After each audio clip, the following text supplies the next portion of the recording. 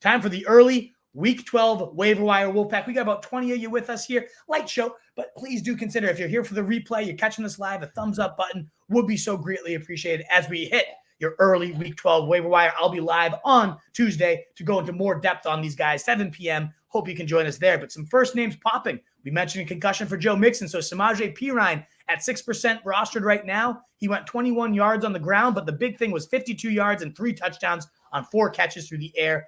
Over 25 fantasy points on the day. He will 100% be a priority pickup this week. Parris Campbell, 40% owned. He caught 5 out of his 6 targets for 67 yards in the Colts Week 11 loss to the Eagles. I don't know. I don't get too excited about this one, but I understand why he's on the list. I actually like the next guy a lot more. Yeah, I do too. And there's a guy that I don't have on here, but I want to emphasize with Campbell. In his last 4 games with Matt Ryan, fantasy totals, 15.2, 18 points, 17.1, and 9.2, 11, 12, 9, and 6 targets. I mean, Parris Campbell, if he's still somehow out there in your league, he is a locked-in wide receiver 3, maybe the best receiver to own on the Colts at this point. I know you do like, I'll save the next one for you because the guy that should be at the top of this list isn't actually in the list at all. I forgot to put him in because he played Thursday night, but 8 targets, 7 catches, and 111 yards for Treylon Burks, 20% rostered right now. Ideally, you stashed him, got the tryout in on Thursday Night Football before the game began because, man, he had a monster day, looked great with a 52-yard catch down the sideline, great off the yards after the catch as well, which was his specialty. I've said it before. I think Christian Watson, Kadarius Toney, and if not those two, Treylon Burks is going to be that guy that does nothing all year at wide receiver and blows up. It's typically a rookie, typically a guy that didn't get the opportunity he likely deserved or maybe was slow learning curve.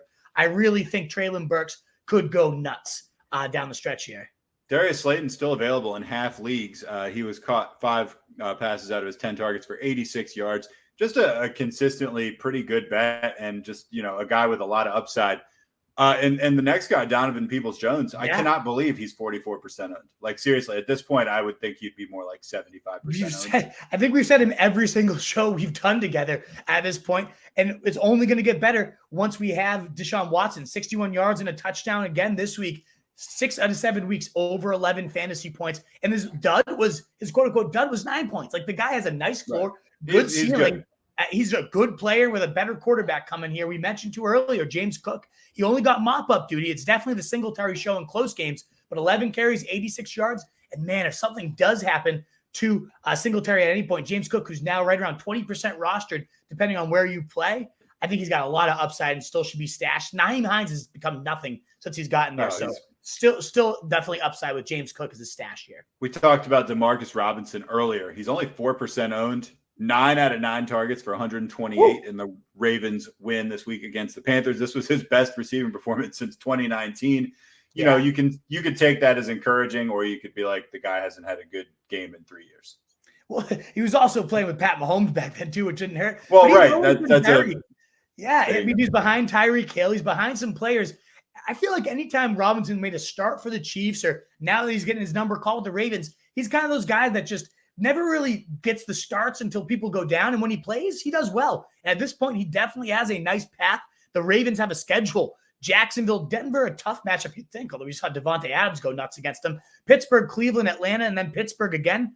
4 of those 6 matchups are beautiful, and none of them are all that scary if Denver's kind of crumbling before our eyes. So, yeah, Demarcus Robinson, some real upside down the stretch. If you miss out on him, Jarvis Landry, 22% rostered. We know who Landry is, but 3 catches, 4 targets, 33 and a touchdown. It's a guy with some historical, just a nice track record here that could be a nice productive guy for you, as could his teammate, tight end, Juwan Johnson. How did he do, Truth? His teammate, Juwan Johnson, caught 3 out of his 4 targets for 47 yards and a score, and he's only 30% owned. You could do a lot worse. I mean, he's got 5 touchdowns in his last 5 weeks. We talk about how tight end is a touchdown or bust position. He's crushing it right now for you. That's crazy. 17, 2.4, 11.2, 12.9, 12.2 half PPR points in his last 5 weeks. 4 out of 5 games have been really, really solid. What more could you ask for at tight end? Nico Collins, again, leading the team in targets. He's got 17 targets across his last 2 games. Only 5 catches in 48. When you're at the Texans, it's never going to be that pretty. But, hey, targets are targets, and he's definitely surpassed Cooks. It seems like they're fed up with Brandon Cooks. They just want to see what else they have in Nico Collins. Wouldn't be surprised to see him continue to get bathed and maybe have a couple splash days here and there. Kyron Williams, he's only 28% owned. I'm not picking this guy up. I don't care how bad Darrell Henderson looks. 7 rushes, 36 yards, 1 catch for 8 yards on 2 targets. I really don't want anything to do with anybody in the Rams offense. I'm sorry. I kind of agree. The only thing would be, man, as you said, shut down this year. It's done. What if they decide, let's see what we have in this 4th-round rookie, 3-down skill set.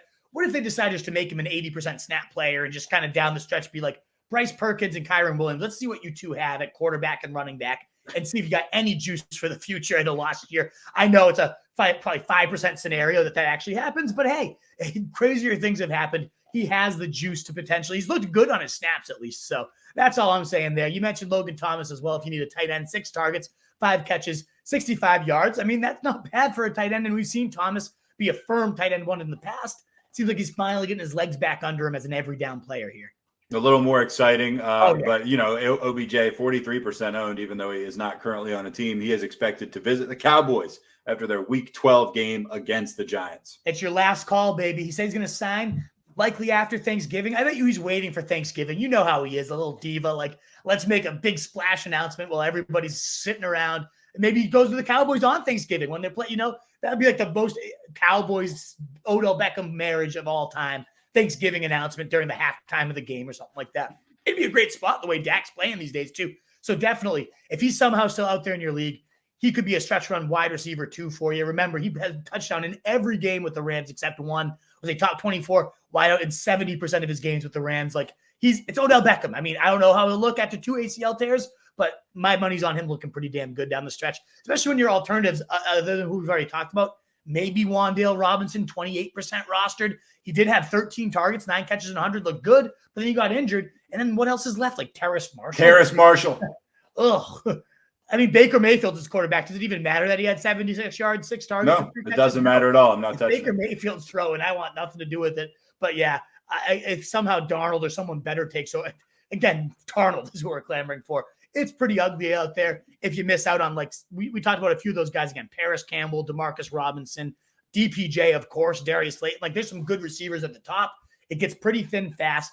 I definitely would be prioritizing at the very top, though, Treylon Burks this week. I can't imagine that's going to change for Tuesday's show, but do tune in 7 p.m. on Tuesday where I'll go in more depth and really rank these guys and clear top 10 for you.